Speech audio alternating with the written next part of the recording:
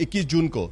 इस मीटिंग में उन्होंने बाकायदा एक रिजोल्यूशन पारित किया हुआ है। यह रिजोल्यूशन ये कहता है कि जिस तरीके से ये गठबंधन 2019 में हुआ था, शिवसेना, कांग्रेस और एनसीपी का, वो पब्लिक ओपिनियन को डिफाई करने वाला एक गठबंधन था।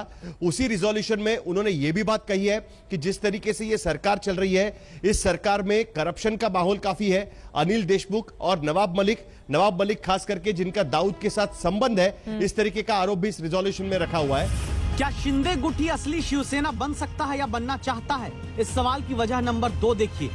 बुधवार शाम जब उद्धव ठाकरे फेसबुक लाइव करने आए तो एक बड़ा बयान दिया।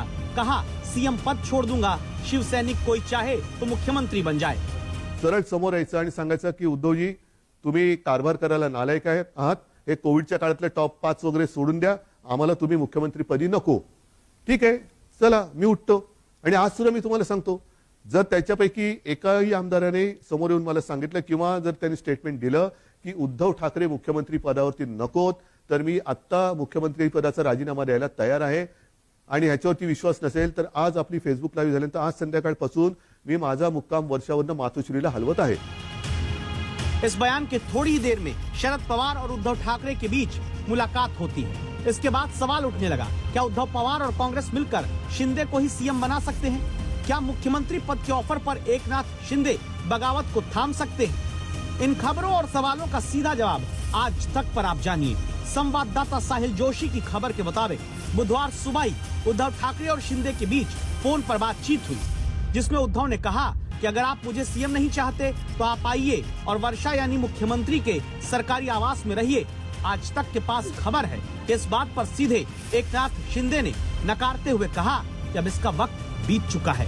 यानी शिंदे अब खुद भी सीएम बनकर भी किसी तरह शिवसेना, एनसीपी, कांग्रेस के गठबंधन का हिस्सा नहीं होना चाहते।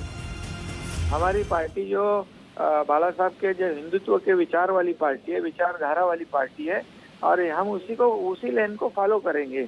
यही हमारा जो कहना था, मैंने उनको बताया, ये सभी विधायकों का कहना है। और फिर उसके बाद बाकी ठीक है, बाकी तो आगे की जो रणनीति है हम लोग बैठकर तय करेंगे। बुधवार शाम तक उद्धव की तरफ से हर तरह के ऑफर को ठुकराते हुए सीधे तौर पर जो बातें कही गई हैं, उन्हें अब आप जान लीजिए।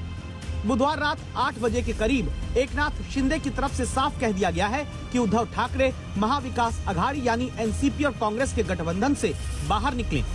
महाराष्ट्र के हित में अब फैसला लेने का वक्त आ गया है। महाविकास अघाड़ी गठबंधन में सिर्फ शिवसेना और शिवसैनिक कमजोर हुए हैं। शिवसेना ने सत्ता के लिए हिंदुत्व की राह क्या छोड़ी, पार्टी को लेने के देने पड़ गए। सत्ता के आकर्षण ने विद्रोह के इस तूफान को 2.5 साल तक तो बांधे रखा, लेकिन जब समझौतों ने सीमा पार की तो ये तूफान ठाकरे परिवार के पहले मुख्यमंत्री की कुर्सी को बहा ले जाने पर आमादा हो गया। अब उद्धव ठाकरे भावुक अपील कर रहे हैं, लेकिन फायदा होता हुआ नजर नहीं आ रहा। But I'm saying that after the bomb blast arrests were made. I am a Hindu, a mad Hindu.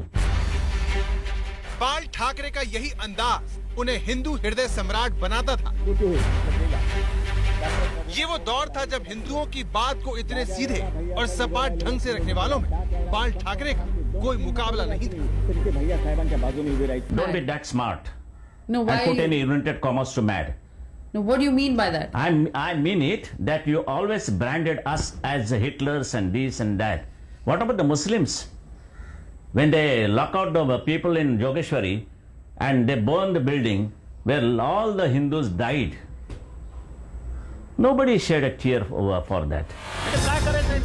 बाल ठाकरे के ऐसे ही बयान शिवसेना की पहचान थे, जिससे दूर होने का आरोप लगाकर एकनाथ शिंदे ने शिवसेना सबसे बड़ी बगावत का ऐलान कर दिया है। उनकी माने तो उद्धव ठाकरे के नेतृत्व में पार्टी अपनी जड़ों से कट गई है। आप वापस आ जाएं तो आपकी उद्धव जी से क्या बात हुई थी? नहीं, मेरी बात जो हुई, जो हमारे एमएलए जो विधायक है, उनकी जो बड़ी समस्या थी उसके बारे में मैंने उनसे बात की थी। और सभी लोगों का एक ही कहना था कि हमारी पार्टी जो बाला साहब के जो हिंदुत्व के विचार वाली पार्टी है, विचारधारा वाली पार्टी है, और हम उसी लेन को फॉलो करेंगे। एकनाथ शिंदे शिवसेना में बगावत करने वाले पहले नेता नहीं है, लेकिन अगर वो शिवसेना से छिटके तो उनकी गिनती राज ठाकरे, छगन भुजबल और नारायण राणे जैसे कद्दावर नेताओं में हो जाएगी, जिन्होंने अलग अलग समय पर बाल ठाकरे की पार्टी से मुंह मोड़ा। इन सभी नेताओं के पार्टी छोड़ने के बाद शिवसेना को झटका तो लगा, लेकिन पार्टी के अस्तित्व पर कभी खतरा पैदा नहीं हुआ। इसकी वजह थी बाल ठाकरे की कट्टर हिंदुत्ववादी छवि, जिसके बल पर पार्टी अपना रास्ता बनाती रही। Shiv Sena was formed,